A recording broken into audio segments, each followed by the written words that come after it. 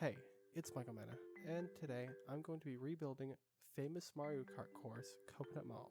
But not only that, it's going to be a playable course in Minecraft.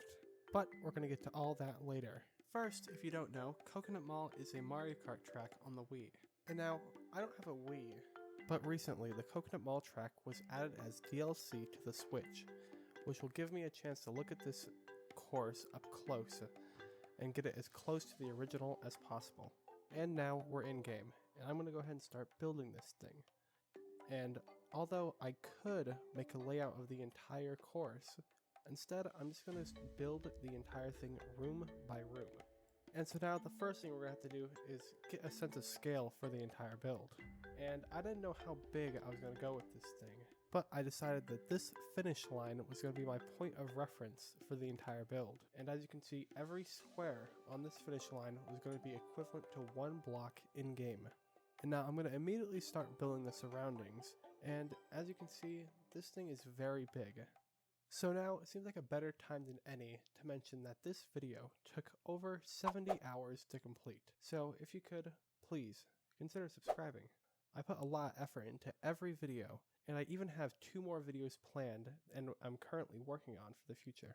Anyways, I start in the main entrance to the mall. This has 2 escalators that will lead up to a very long hallway with many shops. And I build the escalator, and now I'm going to start work on the top here. A lot of the shops have blank slates right now. But trust me when I say that when we get to the detailing process, we'll make sure that each shop here looks as close to the original as possible. And this long hallway also has multiple different ways you can go. Obviously you can stay on the main platform and keep going from there, but you can also go down to the first floor, as well as this shop on the right here, which is kind of like a shortcut. And after that large hallway, we're going to go into this really big open room here. But this room is actually very important for the rest of the course, because it actually links up with the courtyard outside and the next area after that, which are 2 other important parts of the course. So getting the scaling right here is really important, otherwise things might not link up correctly. And I'm going to go ahead and build the escalator going up to the next room here. But before I work on the next room, we're going to go ahead and work on the courtyard over here, for the reason I stated before. After I build this courtyard, I'll be able to easily link up these 3 major parts, here and here. And now after we're done with the courtyard, we're going to go ahead and work on this food court right here. And then after this part, it will lead us to the final stretch of the course. And for this part of the course, there is actually a split in the road right here. You can either keep going down this hallway here, or go up the ramp. But at this point, I realized something. I noticed that this part of the course didn't properly line up with the road that was going to be outside. In short, meaning that if I wanted it to line up, I would have to stretch this hallway down very far. And just to make sure, I built a large majority of the building outside. And, well, I was right. It did not properly line up. So I decided to do what I can to help the problem, but I would not be able to entirely fix it unless I restarted the entire course, which I obviously did not have the time to do. So I did some adjustments, and now it is not as nearly as big of an issue as it was before.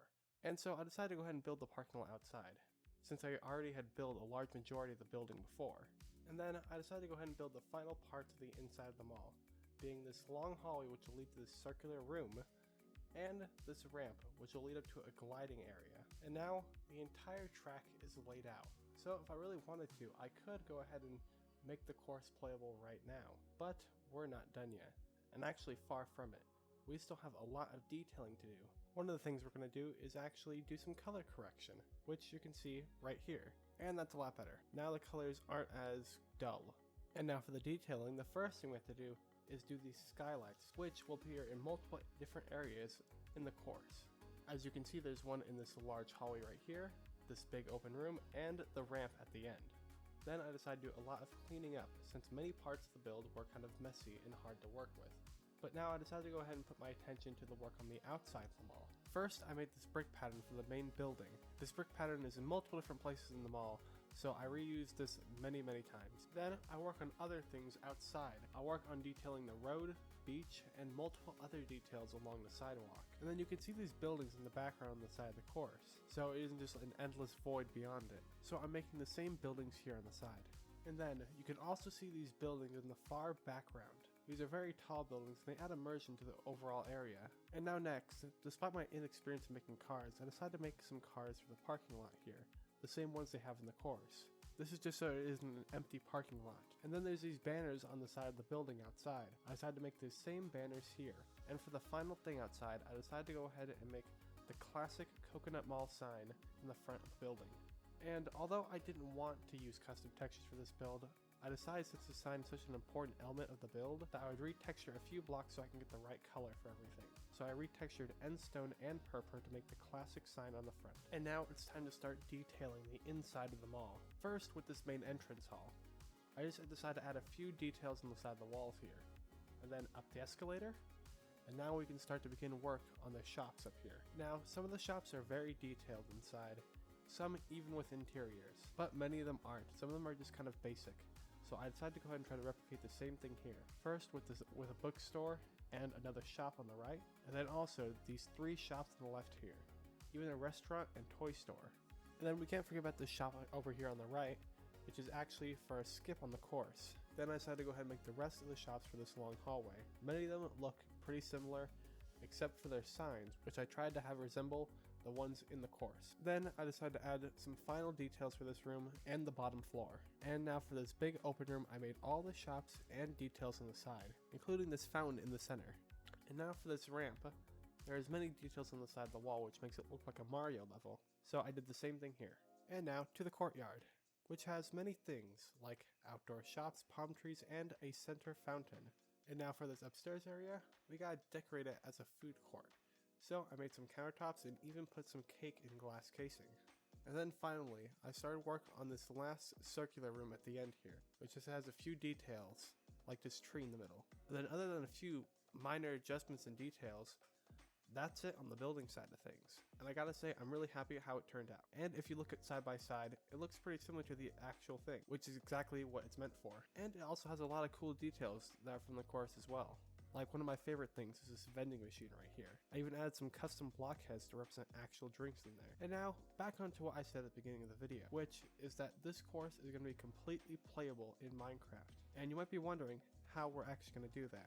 Well, I'm actually going to be using a Minecraft world called Sprintracer. What this map does is it uses data packs to recreate many elements of Mario Kart, like booster pads, gliding, and even item boxes. And Sprintracer already has many courses on the map already, but the developers of Sprintracer, Flamingosaurus and Violet Rosa, even made a track builder, which is the perfect thing for me to make this track working. Now, I felt like I should also mention how I found Sprintracer in the first place. Funny enough, it was actually through another Coconutmall creation. This Coconutmall creation was made by RefectedMantis, and he's recreated the Wii Coconutmall and also the Switch version.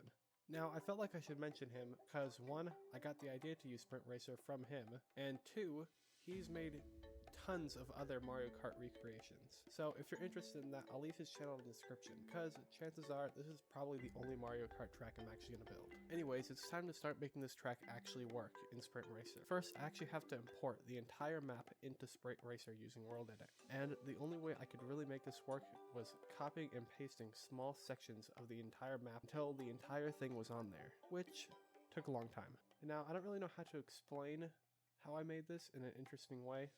So all you need to know is I was able to get the booster pads, gliding pads, item boxes, and even things like checkpoints and finish lines working in the map. And finally, after many hours of building and getting this thing to work, it's finally complete. So I thought there was no better way to end this than trying it out with a few people.